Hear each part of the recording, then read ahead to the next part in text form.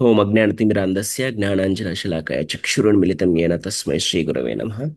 నమా ఓం విష్ణుపదాయ కృష్ణపృష్ఠాయ భూతలే శ్రీమతే భక్తివేదాంత స్వామినితి నామినే. నమస్తే సారస్వతీ దేవే గౌరవాణి ప్రచారణే నిర్విశేష శూన్యవాది పాశ్చాత్య దేశతారిణే. జయ శ్రీ కృష్ణ చైతన్య ప్రభు నిత్యానంద శ్రీ అద్వైత గద్దర శ్రీవాస్ ఆది గౌర భక్తవృంద. హరే కృష్ణ కృష్ణ కృష్ణ హరే హరే, హరే రామ రామ రామ హరే హరే. హరే కృష్ణ అందరికీ. సో మనము గత 4 క్లాసుల్లో ఏం నేర్చుకున్నామంటే భీష్ముని యొక్క జననము, భీష్ముని యొక్క ప్రతిజ్ఞ తెలుసుకున్నాం. తర్వాత భీష్ముడు తన ప్రతిజ్ఞ కోసం తన సొంత గురువు అయినటువంటి పరశురామునితో యుద్ధం చేశాడు. తర్వాత భీష్ముడు కురు వంశవృద్ధిలో ఏ విధంగా తోడ్పడ్డాడు, కురు వంశం ముందుకెళ్ళడానికి ఆ, ఏం చేశాడు అనేది కూడా తెలుసుకున్నాం మనం. అదేవిధంగా తర్వాత మనము భీష్ముడు కృష్ణుడి మధ్య ఉన్న సంబంధం ఏంటో కూడా మనం తెలుసుకున్నాం. భీష్ముడికి కృష్ణుడి పైన ఉన్న ఆ, ప్రేమ, కృష్ణుడికి భీష్ముడి పైన ఉన్నటువంటి ప్రేమ కూడా రాజసూయ యజ్ఞంలో చేసుకున్నాం మనం. తర్వాత యుధిష్ఠిరుడికి సక్సెస్ఫుల్ గా రాజసూయ యజ్ఞం చేసింది కాబట్టి తనకి విశ్వ సామ్రాట్ అంటే మొత్తం అందరికి కింగ్స్ కి హెడ్ లాగా ఒక పొజిషన్ డిక్లేర్ చేశారు, ఒక టైటిల్ ఇచ్చారు యుధిష్ఠిర్ మహారాజ్కి. సో ఇచ్చిన తర్వాత పాండవులు ఇంద్రప్రస్థకు తిరిగి వెళ్ళిపోయారు, యజ్ఞం అయిపోయింది కాబట్టి. అలాగే దుర్యోధనుడు కూడా చూద్దామని చెప్పేసి ఇంద్రప్రస్థకి వెళ్ళారు. వెళ్తే ఆ ఇంద్రప్రస్థ అనే రాజ్యం ఎలా ఉందంటే చాలా విచిత్రంగా ఉందన్నమాట.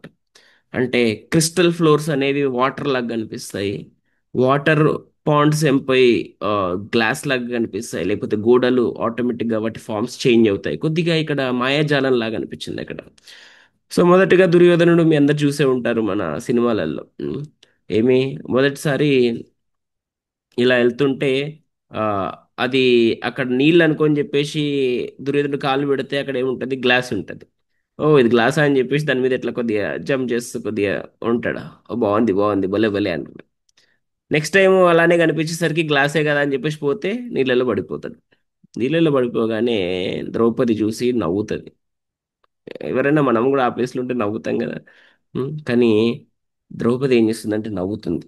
నవ్వుతే మన దుర్యోధనుడికి ముందే ఇంత పెద్ద రాజసూయ యజ్ఞం అయిపోయింది, యుధిష్ఠిరుడికి విశ్వసామ్రాట్ టైటిల్ వచ్చేసిందని చాలా లోపల ఉంది ఆల్రెడీ. అప్పటికి ఎన్వి చాలా జెలస్గా ఉన్నాడు.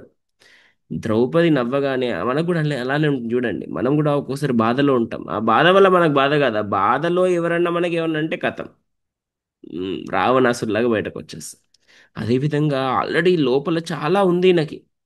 ఉమ్, యుధిష్ఠిరుడు విశ్వసామ్రాట్ అయిపోయాడు, నెక్స్ట్ నా హస్తినాపురం కూడా పోతుందేమో అని చెప్పి చాలా భయం బాధతో ఉన్నాడు. ఆ సందర్భంలో అలా అనగానే ద్రౌపది వాళ్ళ భార్య ఒక స్త్రీ ఆ, నవ్వగానే మన దుర్యోధనుడికి చాలా కోపం వచ్చేసింది. చాలా కోపం వచ్చింది. అందుకే నవ్వు 4 విధాలు చేయటంటారు కదా, ఈ విధంగానే ఆ నవ్వు, ఒక నవ్వు వల్ల ఎంత అయిపోయింది చూడండి. తర్వాత మొత్తం ఇంకా పెరిగిపోయి అక్కడి నుంచి యాక్షన్ స్టార్ట్ అయింది. అక్కడి వరకు యాక్షన్ స్టార్ట్ అవ్వాలి. దుర్యోధనుడు ఆ రోజు ప్రతిజ్ఞ చేసిండు, నేను ఈ పాండవులని ద్రౌపదిని వీ ఆ, వీధికి ఇచ్చకపోతే నా పేరు దుర్యోధనుడే కాదని చెప్పేసి ఒక ప్రతిజ్ఞ చేసేసిండు ఆ రోజు. వెంటనే చాలా కోపంగా హస్తినాపురానికి వచ్చేసి శకుని, శకుని ఎవరు? శకుని సుబాల, సుబాల యొక్క కొడుకు. సుబాల ఎవరు? గాంధార దేశానికి రాజు. గాంధార దేశానికి రాజు అయినటువంటి సుబాల కొడుకు శకుని. అదే సుబాల యొక్క కూతురు ఎవరు? గాంధారి. ఎలా అయితే ఆ, పాంచాల దేశానికి రాణి అయినటువంటి ద్రౌపదికి పాంచాలి అని ఎలా పేరు, గాంధార దేశానికి రాజు అయినటువంటి కూతురు పేరు గాంధారి. సో రాజ్యాల పేర్ల పైన ఈ రాణుల పేర్లు ఉండేవన్నమాట, యువరాణుల పేర్లు. సో ఈ విధంగా గాంధారి యొక్క తమ్ముడు శకుని. ఈ గాంధారి ఎవరిని పెళ్లి చేసుకుంది? ధృతరాష్ట్రుడిని పెళ్లి చేసుకుంది. ఉమ్. అయితే ఈ ధృతరాష్ట్రుడిని పెళ్లి చేసేటప్పుడు శకునికి నచ్చలేదు. ఎందుకు? ధృతరాష్ట్రుడు గుడ్డివాడు. ధృతరాష్ట్రుడు గుడ్డివాడు. నా నా సిస్టర్ని, చెల్లి ఆర్ అక్క, I don't know. నా సిస్టర్ని అలా ఇలా ఇచ్చి చేస్తారు ఒక గుడ్డివాడికి అని చెప్పేసి బాధ శకుని. కానీ ఏమనలేడు, ఎందుకంటే అది వాళ్ళ తండ్రి పైన గౌరవం. అప్పుడు పెళ్లి చేసుకున్నాక దుర్యోధనుడికి కళ్ళు కనబడవు. నా భర్త చూడలేంది నేనేం చూడాలని చెప్పేసి గాంధారి కూడా తన కళ్ళకి గుడ్డ కట్టేసుకుంది. కళ్ళు ఉన్నా కూడా గుడ్డిదానిలాగా బతికింది పాపం గాంధారి.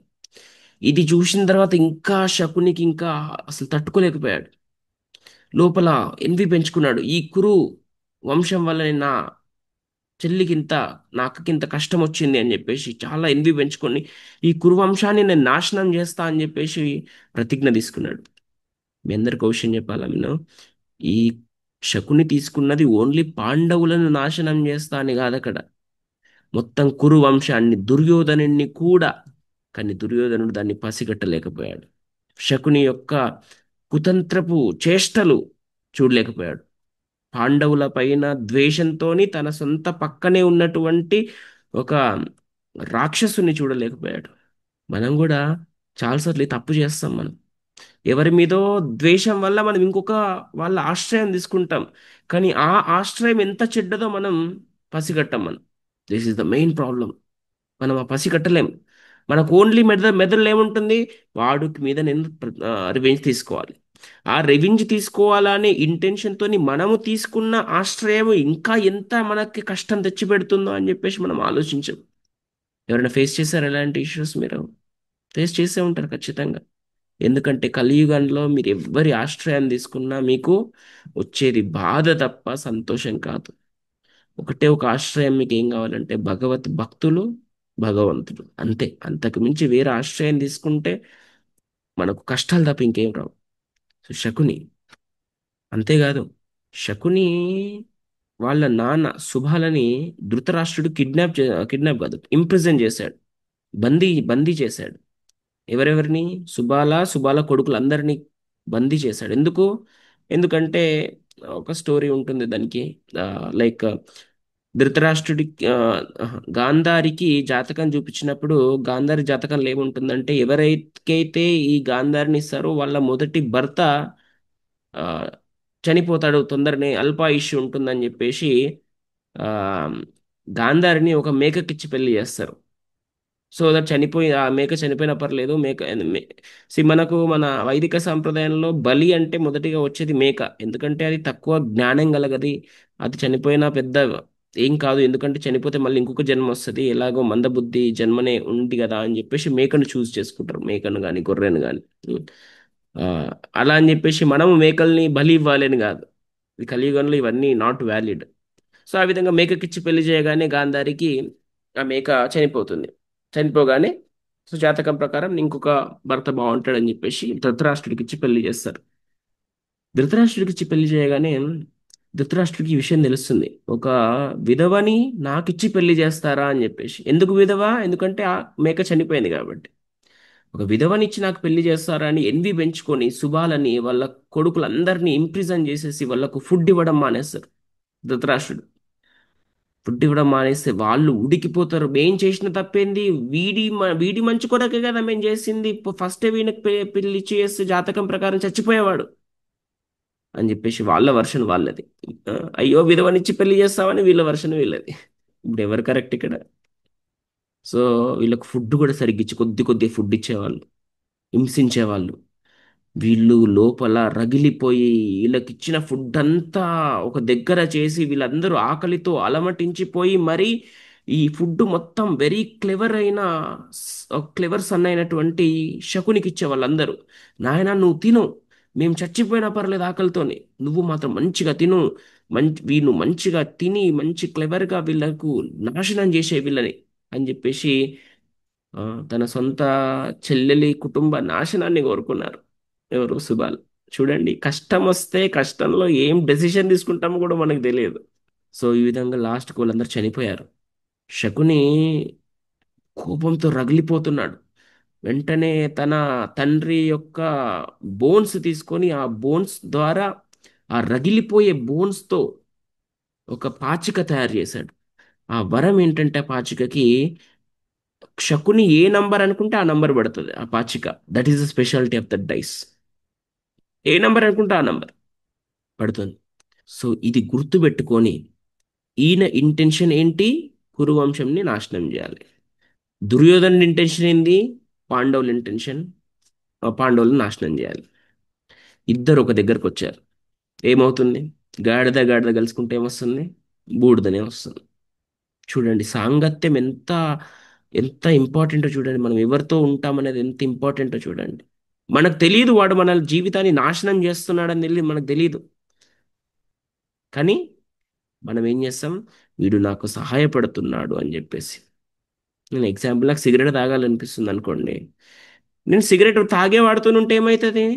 ఆబ్వియస్గా నిప్పులో పెట్రోల్ పోసినట్టే కదా. నిప్పులో పెట్రోల్ పోస్తే ఏమొస్తుంది? ఇంకా భగ్గుమంటుంది.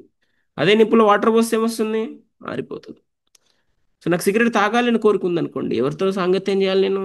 సిగరెట్ అలవాటు లేని వాడితో నేను సాంగత్యం చేయాలి. అదే తాగే వాడితో సాంగత్యం చేస్తే ఏమవుతుంది? ఒకటి బదులు రెండు తాగుతా ఇంకా. అదేవిధంగా దుర్యోధనుడు పాండవులు నాశనం చేయాలనుకున్నాడు. ఇది హాఫ్ ఇంటెన్షన్ మాత్రమే, హాఫ్ క్రియాలిటీ మాత్రమే. దుర్యోధనుడికి అట్లీస్ట్ ఐదుగురినే నాశనం చేయాలనుకుంటున్నాడు. కానీ శకుని 100 + 5 105 మందిని నాశనం చేయాలనుకుంటున్నాడు, ఇంక్లూడింగ్ ధృతరాష్ట్ర +1. శకునితో కలిసి ఏమవుతుంది దుర్యోధనుడు? భగ్గుమంటుంది. సో శకుని ఐడియా ఇచ్చాడు ఏమని? వాళ్ళకు పాచికలకు పిలువు, గంబ్లింగ్కి పిలువు, జూదంకి పిలువు, వాళ్ళకి చూసుకుందాం, నేను చూసుకుంటా, నేను ఆడిపిస్తా మిగతా ఆట మొత్తం, జస్ట్ వాళ్ళకి పిలవడం నీ వంతు, తర్వాత ఆడిపోయడం నా వంతని. సో వెంటనే విదురుడు నువ్వు చెప్పాడు. ధర్మరాజు కదండి. ఏమని చెప్పాడు? ఒక రాజ్యంలో జూదం ఆడడమా? ఇది అన్యాయం. అది ఒక రాజుతో ఆడడం ఇంకా అన్యాయం. అది లో క్లాస్ మెన్ ఆడే జూదం. ఒక రాజులు ఆడడం ఏంటి అని చెప్పేస్తే ధృతరాష్ట్రుడు కళ్ళు మెటీరియల్ ఫిజికల్గా కాదు స్పిరిచువల్గా కూడా బ్లైండ్. భౌతికంగా గుడ్డోడు, ఆధ్యాత్మికంగా గుడ్డోడు, రెండు విధాలుగా గుడ్డోడు ధృతరాష్ట్రుడు. తన రా తన బిడ్డకి రాజ్యం కావాలని చెప్పేసి కళ్ళు మూసుకుపోయినాయి ధృతరాష్ట్రుడికి. తన బిడ్డ మీద ప్రేమతోని కళ్ళు మూసుకుపోయినాయి. ఏమన్నాడు? అంత పెద్ద పొజిషన్లో ఉండి కూడా నేనేం చేయలేను విదురా, నా బిడ్డ కావాలనుకున్నాడు, కావాలి అంతే. ఇన్ఫాక్ట్ దుర్యోధనుడు విదురుణ్ణి తిట్టాడు. ఏమని? ఆ, నువ్వు ఒక దాసీపుత్రుడివి, నువ్వు మాకు ధర్మం చెప్తున్నావా అని చెప్పేసి. మనం కూడా ఒక్కొక్కసారి చిన్న వాళ్ళ ఒకవేళ ఒక వాళ్ళపైన చిన్న చూపు చూసి మనం కూడా కొంతమంది దగ్గర మనము సజెషన్స్ తీసుకోము. నువ్వేంద్ర నాకు చెప్పేది అని చెప్పేసి. సో ఈ విధంగా దుర్యోధనుడు విదురుణ్ణి పంపించి యుధిష్ఠిరుని తీసుకురమ్మన్నాడు. యుధిష్ఠిరుడు అన్నాడు, అలా ఎలా ఆడతా నేను ఒక రాజుని? నేను జూదం ఎలా ఆడతాను? యాక్చువల్గా యుధిష్ఠిరుడు చాలా మంది క్వశ్చన్, అరే యుధిష్ఠిరుడు అంత ధర్మరాజు కదా, మరి యుధిష్ఠిరుడు ఎలా ఆడాడు పాచికలో అని. యుధిష్ఠిరుడు కావాలని ఆడలేదండి. యుధిష్ఠిరుడు నో అని చెప్పాడు ఫస్ట్. అలా ఎలా ఆడతారు? ఆ, అది అన్యాయము, అది మనం ఎంకరేజ్ చేయకూడదు, మనం రాజులము, మనం అలాంటి ప్రోత్సహించకూడదు అని చెప్పాడు. ఉం. అలాగే ఇంకేం మొరబెట్టుకున్నాడు యుధిష్ఠిరుడు? I'm not even expert in it, నాకు ఎలా ఆడాలో కూడా తెలియదు, ఎక్స్పర్ట్ కూడా కాదు, ఖచ్చితంగా నేను ఆడితే ఓడిపోతా, నాకు ఇంకా ఆప్షన్ నాకు తెలీదు, అంత ఎక్స్పర్ట్ కాదు నేను దాంట్లో. అండ్ ఆల్సో అయినా వినకపోతే సరే అని చెప్పేసి కూర్చుంటాడు. ఎందుకంటే రాజు కదా. రాజుకు ఒక ఛాలెంజ్ విసిరితే అది జూదమైనా యుద్ధమైనా ఖచ్చితంగా ఆడాల్సిందే. అది క్షత్రియకు ఉండవలసిన స్కిల్, అలా ఉండాలి.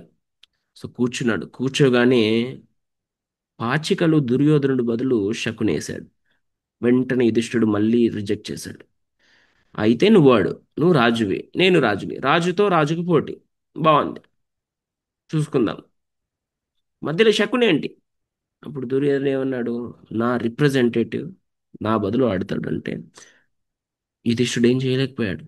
ఇవన్నీ సూక్ష్మ స్మాల్ స్మాల్ ధర్మంలో ఉంటాయి, ఎక్కడో రాసిన టర్మ్స్ అండ్ కండిషన్, మన ఇన్సూరెన్స్ పేపర్లలో ఎట్లా ఉంటాయి ఆ విధంగా ఇవన్నీ టర్మ్స్ అండ్ కండిషన్స్ ఉంటాయి. నా బదులు ఇంకొకరు ఆడొచ్చు, నాకు బుద్ధి లేని సమయంలో ఇంకొకరు చేయొచ్చు, ఇలాంటి టర్మ్స్ అండ్ కండిషన్స్ లో ఉంటాయి అన్నమాట. ఇవన్నీ ఎక్కడో రాసి పెట్టినవి ఉంటాయి.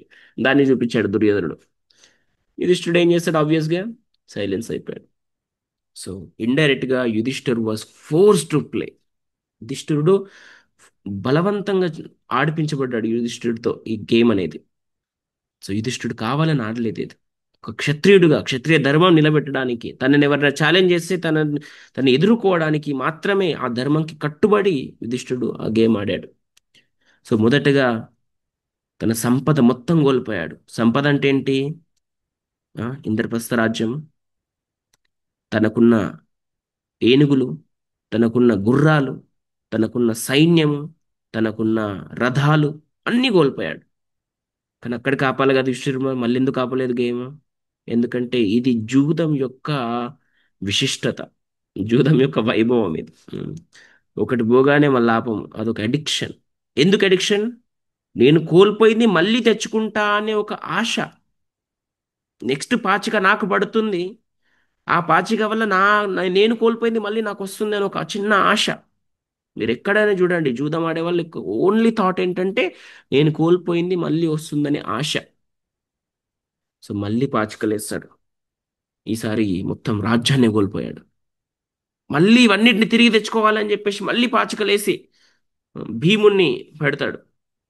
మళ్ళీ కోల్పోతాడు. నా భీముడు, అయ్యో నా తమ్ముడు, వాడిని నేను తెచ్చుకోవాలి ఏ విధంగా అని చెప్పేసి మళ్ళీ అర్జునుడిని పెడతాడు. ఆ, తర్వాత నకులుణ్ణి, తర్వాత సహదేవుణ్ణి పెడతాడు. తర్వాత ఏమీ లేక తనని తానే పెట్టేసుకుంటాడు. ఇక నా దగ్గర ఏం లేదు దుర్యోధన, మిగిలింది నేను ఒక్కొన్నే, నేను నీకు దాసుని అయిపోతా ఈసారి ఓడిపోతే, నేను ఒక స్లేవ్ అయిపోతా నీకు అని చెప్పేసి పెడతాడు. పెట్టగానే అన్ఫార్చునేట్లీ, దురదృష్టవశాత్తు, శకుని యొక్క వరం చేత ఏ నంబర్ పడాలో ఆ నంబర్ పడడం వల్ల యుధిష్ఠుడు తనని తాను కూడా చివరిగా కోల్పోతాడు. ఎంత ఎంత దారుణమైన ఆట! జస్ట్ ఇమాజిన్ చేసుకోండి. ఆ సభలో ఉమ్, వీళ్ళందరూ ఒక్కొళ్ళు దాసులైపోతున్నారు దుర్యోధనుడికి. ఇన్ని రోజులు తన వీరత్వం చూపించిన అర్జునుడు, భీముడు దాసులైపోయారు ఒక చిన్న జూదం వల్ల. అందుకే మన 4 రెగ్యులేటివ్ ప్రిన్సిపల్స్లో no meat eating, no illicit sex, no gambling and no intoxication. No gambling at all. జూదం అనే దానికి మనము వ్యతిరేకం. మన వైదిక సాంప్రదాయం దాన్ని నో అని చెబుతుంది. మన వైదిక సాంప్రదాయం మనకి ఏదైతే మనల్ని బానిసలుగా చేస్తుందో దాన్ని చెయ్యకు తండ్రి అని చెబుతుంది. ఎందుకంటే ఆ బానిస మనం ఒక్కసారి అయ్యామంటే మనం భగవంతుని మర్చిపోతాం, మన జీవిత ఆశయాన్ని మర్చిపోతాం, మన ఫ్యామిలీని మనం పణంగా పెట్టేస్తాం. మీరు ఏదైనా తీసుకోండి. ఉం? అక్రమ సంబంధాలు, ఉం? ఏంటి దుస్సాంగత్యం, స్త్రీ సాంగత్యం, పరస్త్రీ సాంగత్యం, పరపురుష సాంగత్యం వల్ల మన ఫ్యామిలీ నాశనం అయిపోతుంది. మన సొంత భార్య కూడా మనకు ఆ, కనబడదు పరస్త్రీ సాంగత్యం వల్ల. ఉం. మన సొంత భార్య మనకు ఒక దాసిలాగా కనిపిస్తుంది వేరే స్త్రీ పైన వ్యామోహం వల్ల, వేరే పురుషుని పైన వ్యామోహం వల్ల మన సొంత భర్త మనకు ఒక విధవలాగా కనిపిస్తాడు. మనము ఎప్పుడైతే ఇంటాక్సికేషన్, తాగడానికి అలవాటు పడిపోతామో మన మన కుటుంబం గుర్తుకు రాదు, వాళ్ళు రోడ్డు పైన పడిపోతారు, ఇంట్లో ఉన్న ఆస్తి మొత్తం అయిపోయి రోడ్డు మీద పడతారు, బానిస అయిపోతాం మనం. సో ఈ విధంగా ఈ బానిస, మనల్ని బానిస చేసే ఏ ప్రక్రియ కూడా మనం దాని జోలికి వెళ్ళొద్దు అని చెప్పేసి మన వైదిక సాంప్రదాయం మనకు పదే గుర్తు చేస్తానే ఉంటుంది. దానికి మనం ఎప్పుడు వ్యతిరేకము. మనం అందుకే స్థిరంగా, దృఢంగా ఒక భీష్ముడిలాగా కూర్చొని మనము వీటి జోలికి వెళ్ళొద్దు అని చెప్పేసి మనం గట్టిగా కూర్చోవాలి. ఎంత కష్టమైనా, కనీసం టీ ఇచ్చినా we should not take because it contains caffeine. మనం అనుకోవచ్చు ప్రభుజీ, డాక్టర్లు చెప్తున్నారు కదా ఇంత percent of caffeine is okay for you అని చెప్పేసి. నేను కూడా చెప్తా, ఒక డ్రాప్ ఆఫ్ హార్పిక్ తాగితే ఏం కాదు. తాగుతావా అంటే తాగుతారా? తాగం కదా. కొద్దిగా యూరిన్ కొద్దిగా తాగితే ఏం కాదు, ఒక డ్రాప్ తాగితే ఏం కాదంటే తాగుతామా? తాగం. మన నాలుకను కన్విన్స్ చేసుకోవడానికి, మన టేస్ట్ని మనల్ని మనం కన్విన్స్ చేసుకోవడానికి ఇలాంటి పిచ్చి రీజన్స్ మనం ఎప్పుడు చెప్పుకోదు, ఎస్పెషల్లీ భక్తులు. చాలాసార్లు మనం డైటింగ్ చేస్తాం, డైటింగ్లో చీటింగ్ డే అని పెట్టుకుంటాం. ఎవరిని చీట్ చేస్తున్నాం మనం? ఎవరిని చీట్ చేస్తున్నాం మనం? మనల్ని మనం చీట్ చేసుకుంటున్నాం. మన నాశనాన్ని మనం కోరుకుంటున్నాం. సో ఈ విధంగా ఇవన్నీ నేర్చుకోవాల్సిన విషయాలు మనం మహాభారతం నుంచి. సో ఫైనల్గా దాసులు అయిపోయారు అందరు. యుధిష్ఠిర్ మార చేతులు ఎత్తేసిండు ఏమని? నా దగ్గర ఇంకా మిగిలింది ఏదీ లేదు. అప్పుడు వాళ్ళకు వచ్చిన థాట్, ఇమ్మీడియట్ థాట్ ఏంటి? అక్కడ నవ్విన నవ్వు లోపల రన్ అవుతా ఉంది. ఏం చెప్పారు? ద్రౌపది ఉంది కదా నీ భార్య. సో వెంటనే మళ్ళీ ఆడాడు యుధిష్ఠిరుడు with an only intention that నేను కోల్పోయిన అంతా కూడా నాకు వస్తుంది అనే ఒకే ఒక్క చిన్న ఆశతో ఒక స్త్రీని పణంగా పెట్టాడు యుధిష్ఠిరుడు. ఎవరు? యమధర్మరాజు యొక్క సంతానం. ధర్మరాజు యొక్క సంతానం. ఎవరినైతే మనం ధర్మరాజు అంటున్నామో ఆ ధర్మరాజు ఒక స్త్రీని పణంగా పెట్టాడు, but with a good intention, that నా తమ్ముళ్ళు నాకు వచ్చేస్తారు, నా తమ్ముళ్ళు దా అంటే దాసి జీవితం నుంచి బయటకు వస్తారు అని చెప్పేసి. బట్ అన్ఫార్చునేట్లీ ఈసారి కూడా యుధిష్ఠిరుడు ఓడిపోయాడు. ఆ టైంకి ఆ సందర్భంలో యాక్చువల్లీ ద్రౌపది అక్కడ లేదు, ఎక్కడో తను వేరే దగ్గర ఉంది యాక్చువల్లీ. కొందరు ఏం చెప్తారంటే ద్రౌపది ఆ సందర్భంలో తన పీరియడ్స్లో ఉందంట. అప్పట్లో శానిటరీ ప్యాడ్స్ ఇవన్నీ ఏమి ఉండేవి కావు. చాలా ఇబ్బందితో ఒక పీరియడ్స్లో ఉన్న స్త్రీ, ఒక మాతృమూర్తి, ఒక స్త్రీ అలా ఉంటే ఆ స్త్రీని లాక్కొచ్చారంట, సభలోకి లాక్కొచ్చి తన జుట్టు పట్టుకొని లాక్కొచ్చారంట. వెంటనే భీముడు, ఎవడ్రా నా నా భార్యకి ఎవడు పట్టుకునేది అని చెప్పేసి వెంటనే ముందుకొచ్చి మిమ్మల్ని చంపేస్తాను ముందుకొచ్చాడు. కానీ దాసుడు కాబట్టి ఆగిపోయాడు. అర్జునుడు, నకులుడు, సహదేవుడు అందరూ కోపంగా, కానీ యుధిష్ఠిరుడు ఆపేశాడు వాళ్ళని, ధర్మంకు కట్టుబడాలి కాబట్టి. సో వెంటనే ద్రౌపది రాగానే ద్రౌపది వేసిన మొదటి క్వశ్చన్ ఏమని, యుధిష్ఠిరుడు తనని తాను కోల్పోయాడు. ఎప్పుడైతే యుధిష్ఠిరుడు పాండవులు తనని తాళ్ళు కోల్పోయారో, ద్రౌపది వేస్తుంది క్వశ్చన్ ఏమని, యుధిష్ఠిరుడు తనను తాను కోల్పోయినప్పుడు ఒక దాసుడైపోయాడు దుర్యోధనుడికి. ఒక దాసుడికి తనకంటూ ఒక ఆస్తి అనేది ఉండదు. అలాంటప్పుడు అలాంటప్పుడు యుధిష్ఠిరుడు నన్నెలా పణంగా పెడతాడు అక్కడ? He doesn't have any right because is a దాసీన. ఆ దాసుడు కాబట్టి దాసుడికి ఒక తనకు అంటూ ఒక సంపద అనేది ఉండదు. అలాంటప్పుడు ఎలా పెడతాడు నన్ను పణంగా? సో ఇది ఇన్వాలిడ్ మ్యాచ్ అని చెప్పేసి ద్రౌపది చెప్తాది. వినరు. ధృతరాష్ట్రుని అడుగుతాడు, మామా, మీ మీ సమక్షంలో ఇంత ఘోరం జరుగుతుంది, మీ రాజ్యంలో ఒక స్త్రీకి ఇంత ద్రోహం జరుగుతుంటే మీరు అలా ఎలా ఉంటారు? గుడ్డివాడు కదండి, గుడ్డివాడు లాగానే బిహేవ్ చేశాడు, సైలెంట్ కూర్చున్నాడు. భీష్ముడి దగ్గరికి వెళ్ళారు.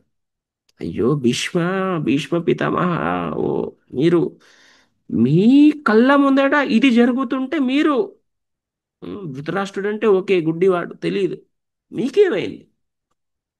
ఇదా మీరు చూడాల్సింది, దీనికోసమా మీరు బతుకుంది ఇప్పటివరకు? దీనికోసమా మీరు ధర్మము ధర్మము ధర్మము ధర్మం అని ఎప్పుడు చెప్పేది? భీష్ముడు ఏమన్నాడో తెలుసా మీకు? అంత గొప్ప ధర్మరాజే నేను ఓడిపోయాను అని ధర్మంకి కట్టుబడి ఉంటే నేను ఏం చెప్పాలి ఈ సందర్భంలో అన్నాడు. అది అలా కూడని మాట భీష్ముడు. కానీ భీష్ముడు అలా అనడానికి తన కారణాలు తనకున్నాయి మళ్ళీ. ఇక్కడ ఎవరు తప్పు కాదు, ఎవరు రైట్ కాదు. తన కారణాలు తనేం చెప్తున్నాడు? నా ప్రతిజ్ఞ ఏంటి? నేను రాజధర్మం, హస్తినాపురాన్ని ఎవరు పాలించినా ఆడు దుర్యోధనుడా, యుధిష్ఠిరుడా, ఇంకొకడా నాకు సంబంధం లేదు. యుధిష్ నా నా హస్తినాపురానికి ఎవరైతే రాజు ఉంటాడో ఆ రాజుకు నేను దాసుడిలాగా ఉంటా అని చెప్పేసి నేను ప్రతిజ్ఞ తీసుకున్నా. నా తల్లికి మాట ఇచ్చాను నేను. నేను ఎలా తప్పుతాను దాన్ని అని చెప్పేసి రాజధర్మం. ఉం? క్షత్రియ ధర్మం ఏంటి? గేమ్ ఆడినప్పుడు గేమ్స్ కొన్ని రూల్స్ ఉంటాయి, ఆ రూల్స్ని ఫాలో అవ్వాలి. సో ఆ ధర్మం నుంచి నేను డీవియేట్ అవ్వలేను, రాజధర్మం నుంచి నేను డీవియేట్ అవ్వలేను. ఇంకో ధర్మం ఏంటి? నారీ ధర్మం, స్త్రీ ధర్మం. స్త్రీ ధర్మం ఏంటి? ప్రొటెక్షన్ ఇవ్వాలి స్త్రీకి. కానీ ఈ రెండు ధర్మాలు నన్ను కట్టిపడేస్తున్నాయి. సో ఈ మూడు ధర్మాల మధ్య కాన్ఫ్లిక్ట్ ఉంది కదా, ఆ కాన్ఫ్లిక్ట్ వల్ల నేను ఏం చేయాలో నేను డిసైడ్ చేయలేకపోతున్నా. ఈ సూక్ష్మ ధర్మాన్ని వల్ల నేను కట్టుబడిపోయాను. ఆ, నేను మోరల్లీ ప్యారలైజ్డ్, పక్షవాతం వచ్చేసింది నాకు మోరల్లీ. నేను ఏం చేయాలో డిసైడ్ చేయలేకపోతున్నాను, ఎందుకంటే because I'm too much intoxicated with the rules and regulations of this ధర్మ. ద్రౌపది, నేను ఏం చేయలేని పరిస్థితి. నేను నిన్ను సపోర్ట్ చేయలేను, దుర్యోధను సపోర్ట్ చేయలేను, నేను ఓన్లీ ధర్మానికి కట్టుబడి ఉంటా. సో ఈ కాన్ఫ్లిక్ట్ వల్ల నేనేం చేయాలో నేను డిసైడ్ అవ్వలేకపోతున్నాను. అంత గొప్పటి ధర్మరాజే నేను ఓడిపోయానని కూర్చుంటే ఇంకా నేనేం మాట్లాడాలి ధర్మం గురించి అని చెప్పేసి కూర్చున్నాడు. ద్రౌపది అందరినీ అడుక్కుంటుంది, ప్లీజ్ నన్ను రక్షించండి. ఆ, నా నా నా శీలాన్ని రక్షించండి. ఇంతమంది మధ్యలో నా వస్త్ర అపహరణం చేస్తే ఎలా ఉంటుంది? ఒక స్త్రీకి జరగవలసిన న్యాయం అది ఈ రాజ్యసభలో అని చెప్పేసి మొరబెట్టుకుంటుంది. కానీ ఎవ్వరు కూడా ఏం అనట్లేదు. ద్రోణుడు, భీష్ముడు, ధృతరాష్ట్రుడు ఎవరు ఏం చెప్పట్లేదు. ఎందుకంటే ఏ విధంగా అయితే ఒక జడ్జ్ తన రూల్ కి కట్టుబడి ఉండి, తన లాకి కట్టుబడి ఉండి కొన్నిసార్లు తప్పుడు తీర్పు చెప్పాల్సి వస్తుందో, వీళ్ళందరి పరిస్థితి కూడా అలానే ఉంది. తన శాయశక్తులా ప్రయత్నం చేసింది ద్రౌపది. తన శక్తి మేరకు ఆపుకుంది. దుశ్శాసనుడు వచ్చి తన చీరను లాగుతున్నాడు ఆల్రెడీ. తన శక్తి మేరకు ప్రయత్నం చేసింది.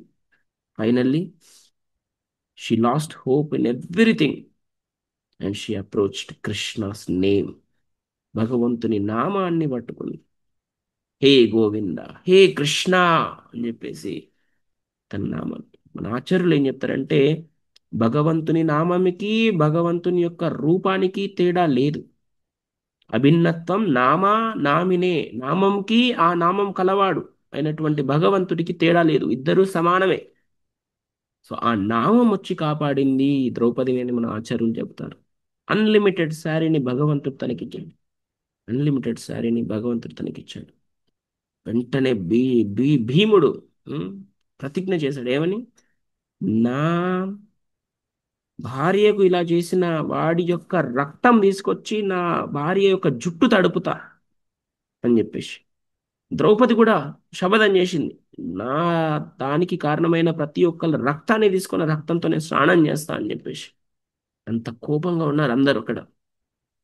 సో ఫైనల్ గా విదురుడు వచ్చి చెప్పాడు ధృతరాష్ట్రుడికి, ఓ గుడ్డి అన్నా, ఇప్పటికన్నా మేల్కొల్. ఆల్రెడీ మనం దిగజారిపోయాం. ఇంకా దిగజారద్దు. మన వంశం నాశనం అయిపోతుంది. వంశానికి పునాదులు లేకుండా అయిపోతుంది. ఇంత ఘోరమా? ఇంత ఘోరమా అని చెప్పేసి వేడుకుంటున్నాడు విదురుడు ధృతరాష్ట్రుని ఏమని? వదిలే వాళ్ళని. అంటే అప్పుడు ధృతరాష్ట్రుడు యుధిష్ఠిరుడికి బానిసత్వం నుంచి వదిలేశాడు, పాండవులకు బానిసత్వం నుంచి వదిలేశాడు, తన ఇంద్రప్రస్థం తనకి ఇచ్చేశాడు. ఉండాలి కదా, బాగానే ఉండాలి కదా ఇప్పుడైనా. కానీ వెధవలు ఎప్పుడు కూడా మనము మనం కూడా చాలాసార్లు చాలా పాపాలు చేసి ఏదో ఒక రోజు మంచిగా రియలైజ్ అయ్యి పొద్దున బ్రహ్మముహూర్తంలో పొరపాటున లేచి ఏదో ఒక రోజు, అయ్యో నేను ఈ రోజు నుంచి మంచిగా ఉంటా, నేను పోయి గంగలో స్నానం చేసేస్తా, నా పాపాలన్నీ పోతాయి, ఈ రోజు నుంచి మంచిగా ఉంటా అని చెప్తాం, పోతాం గంగలో మునుగుతాం. కానీ ఏం చేస్తాం తర్వాత వచ్చి? మళ్ళీ అదే పాపం. పాపాలు పోతాయని ఆలోచిస్తాం కానీ పాపం చేసే ప్రవృత్తి పోవాలని ఎప్పుడు కోరుకోమే మనం. చాలా మంది చాలా దీక్షలు తీసుకుంటారు. 10 రోజుల దీక్ష, 20 రోజుల దీక్ష, 30 సంవత్సరం ఇలా దీక్షలు తీసుకుంటారు. కానీ దీక్ష అయిపోయిన తర్వాత ఏం చేస్తున్నాం మనము? అందుకే మనము టెంపరీ దీక్షలు కాకుండా పర్మనెంట్ దీక్షలు. ఒక్కసారి మాల పడితే పైన అది ఇప్పటికి జీవితంలో వదలొద్దు. ఒకరోజు తీసుకోవద్దు. మనం ఒకరోజు ఎందుకు తీసుకోవాలి దీక్ష? నెల రోజులు ఎందుకు తీసుకోవాలి దీక్ష? జీవితాంతం తీసుకోవాలి దీక్ష. జీవితాంతం. అప్పుడు మనం పాపం చేసే ప్రవృత్తి పోతుంది. ఆ పాపం చేసే ప్రవృత్తి మనం పెంచుకోవాలి. ఇక్కడ దుర్యోధనుడికి మాత్రం పాపము పోయింది అని చెప్పేసి వాళ్ళకు ఫ్రీడమ్ ఇచ్చాడే కానీ, వాళ్ళకు స్వాతంత్రం ఇచ్చాడే కానీ, లోపల పాపము చేసే బుద్ధి. భర్జనం భవబీజానం, అర్జనం సుఖ సంపదం, తర్జనం యమదూతానం, రామ రామేతి గర్జనం. రామా రామా అని గర్జిస్తే మనము ఏమవుతుందంట? భర్జనం భవ బీజానాం. మన భవ, మన సంసారము బీజం నుంచి కాలిపోతుందంట. ఇక్కడ కాలిపోతుందనే పదం ఎందుకు వాడారో తెలుసా మీకు? ఓ చెట్టు ఉందనుకోండి, చెట్టును కొట్టేస్తే ఏమొస్తుంది? అక్కడ నుంచి మళ్ళీ చిగురు వస్తుంది. కానీ అదే చెట్టుని కాల్చేయండి, చిగురు వస్తుందా? లోపల నుంచి రూట్ నుంచి కాల్చేయండి, చిగురు వస్తుందా మళ్ళీ? రాదు. అందుకడ భర్జనం భవబీజానాం, అర్జనం సుఖ సంపదం. సుఖము సంపదలన్నీ అర్జిస్తాం, మనం సంపాదిస్తాం.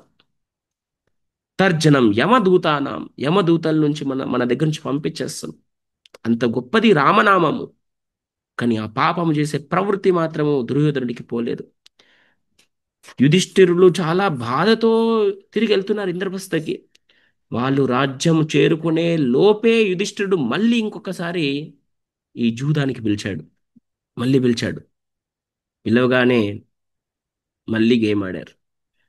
ఈసారి మళ్ళీ ఓడిపోయారు. మళ్ళీ ఓడిపోయారు. మళ్ళీ ఈసారి వనవాసం ఇంకా. ఏమి 10 12 సంవత్సరాలు వనవాసం, ఒక సంవత్సరం అజ్ఞాతవాసం. వనవాసం అంటే వనంలో ఎక్కడన్నా ఉండొచ్చు వాళ్ళు. అజ్ఞాతవాసం అంటే ఏంటంటే వాళ్ళు అసలు కనబడకూడదు. పొరపాటున వాళ్ళు కౌరవులకి కనబడ్డారంటే మళ్ళీ 12 సంవత్సరాలు వనవాసం చేయాలి, ఒక సంవత్సరం ఇన్కాగ్నిటో చేయాలి. దుర్యోధనుడి బుద్ధి ఎంత దరిద్రమైందంటే ఈ 12 సంవత్సరాల తర్వాత వచ్చినటువంటి అజ్ఞాతవాసంలో తన సొంత సైనికులను పంపించి ఎతికిపిచ్చాడు. ఎక్కడన్నా కనిపిస్తారేమో చూడు, ఒకసారి కనిపిస్తే మళ్ళీ 12 సంవత్సరాలకి ఇలా అదే గతి పట్టాలని చెప్పేసి. అంత దుర్మార్గమైన బుద్ధి దుర్యోధనుడిది. అంత నీచమైన నికృష్టమైన బుద్ధి దుర్యోధనుడిది. సో ఈ విధంగా ఇన్ని కష్టాలు వచ్చాయి వీళ్ళకి. ఇక్కడ నుంచి మనం నేర్చుకోవాల్సింది ఏంటంటే ద్రౌపదికి వచ్చిన కష్టము ఇప్పుడు వస్తుందా? చాలా మంది ఆడవాళ్ళకి, స్త్రీమూర్తులకు వస్తుందా? వస్తుంది. ఎన్ని పేపర్లు చూడట్లేదు, ఎన్ని రేప్స్, కిడ్నాప్స్ స్త్రీమూర్తుల మీద, ఎన్ని ఎన్ని అరాచకాలు జరుగుతున్నాయి ఆడవాళ్ళ మీద. ఆ, భర్తలకు, సొంత భర్తలకే తన భార్యల పైన ప్రేమ లేదు, దయ లేదు, దాక్షిణ్యం లేదు, ఏమీ లేదు.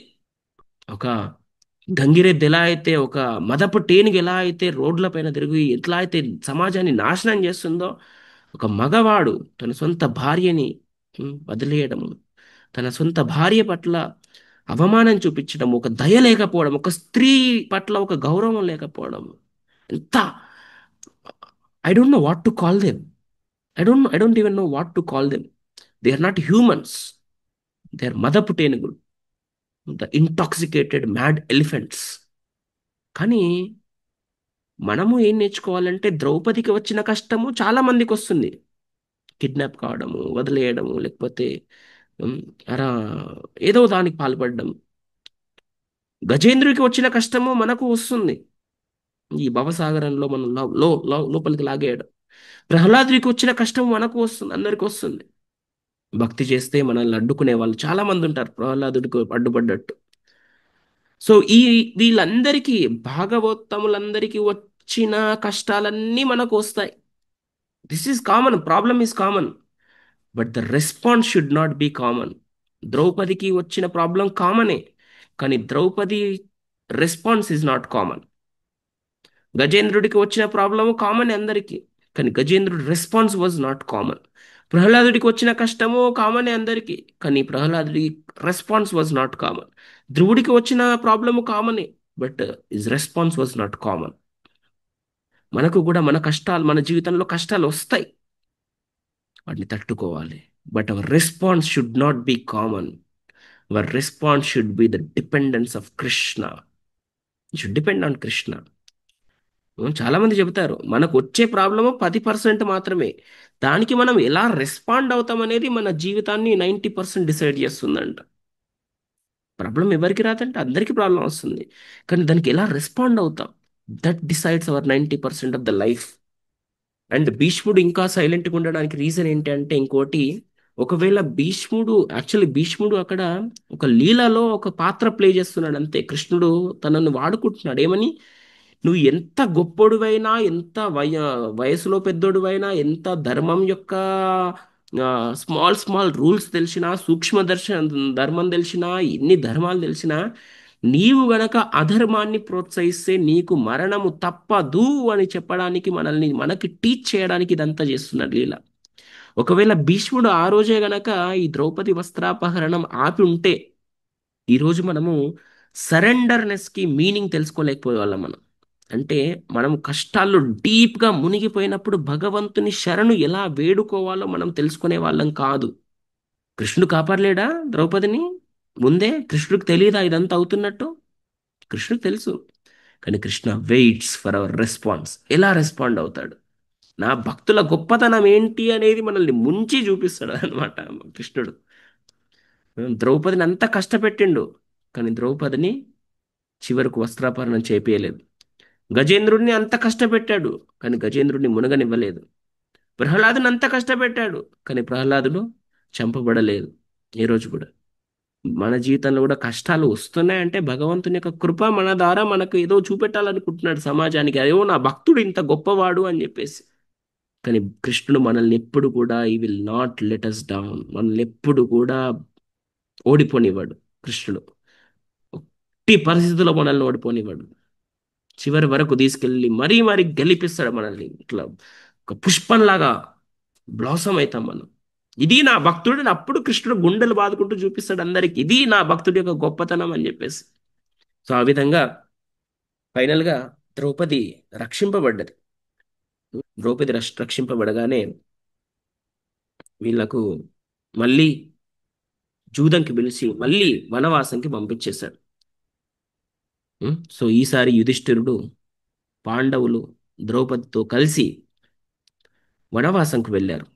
ఆ వనవాసంలో ఏమైంది, వాళ్ళు ఎటువంటి ఇబ్బందులు ఎదుర్కొన్నారు, ఉమ్, ఆ వనవాసంలో ఏమేం జరిగింది అనేది మనము రేపు వనవాసంలో ఏము అయింది అనేది డీటెయిల్డ్గా రేపు వనవాసం గురించి తెలుసుకుంటాం రేపు. సో మీ అందరికీ చాలా ఉత్సాహంతో భీష్మస్తుతి ఆల్మోస్ట్ ఒక 40 మంది జాయిన్ అయ్యి ఎంతో చక్కగా వింటున్నారు. మీ అందరికీ ఎంతో అభినందనలు. ఎన్ని పాఠాలు నేర్చుకోవచ్చు దీని నుంచి మనం అందరం కూడా.